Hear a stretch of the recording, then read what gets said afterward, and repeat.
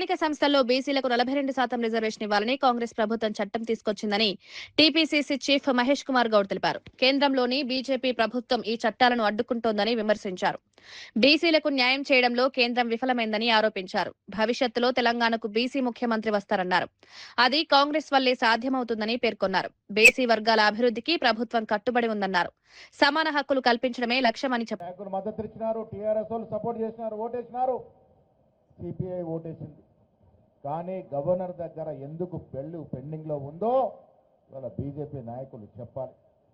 2 చట్టాలు చేస్తే బీజేపీ ప్రభుత్వం చట్టాన్ని తొక్కిపెట్టింది. బీసీలకు నోటి కాడికి వచ్చిన ముద్దను ఎగ్గొట్టింది. రిజర్వేషన్ రాకుండా అడ్డుపడింది. అందుకే రేవంత్ రెడ్డి గారు మేము ఎమ్మెల్యేలు ఎమ్మెల్సీలు ఆంధ్రం పోయి ఢిల్లీలో కూర్చున్నాం 2 సార్లు. మోడీ దిగిరాలే. ఎస్సీ ఎస్టీ బీసీ మైనార్టీలు కలిపితే మున్సిపల్ ఎన్నికల్లో 85% దాటుతా ఉంది. ఇది గతంలో సాధ్యమైందా? టీఆర్ఎస్ హయాంలో చేయగలిగినాడా? 23% కుదించినాడు ఆయన.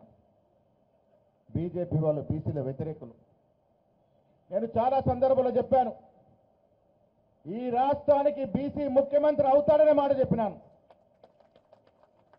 రాబోయే రోజుల్లో అది కాంగ్రెస్ పార్టీలోనే సాధ్యమవుతుందని చెప్పినాను. మళ్ళీ చెప్తా ఉన్నాను, రాబోయే రోజుల్లో ఈ రాష్ట్రానికి బీసీ ముఖ్యమంత్రి అవుతాడు. అది కాంగ్రెస్ పార్టీ వల్లే అవుతాడు.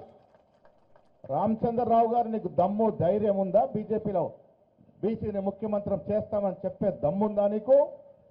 కేసీఆర్ కేటీఆర్ ఈ మాట చెప్పగలుగుతారా? ఇది కాంగ్రెస్ లో సాధ్యం. కారణం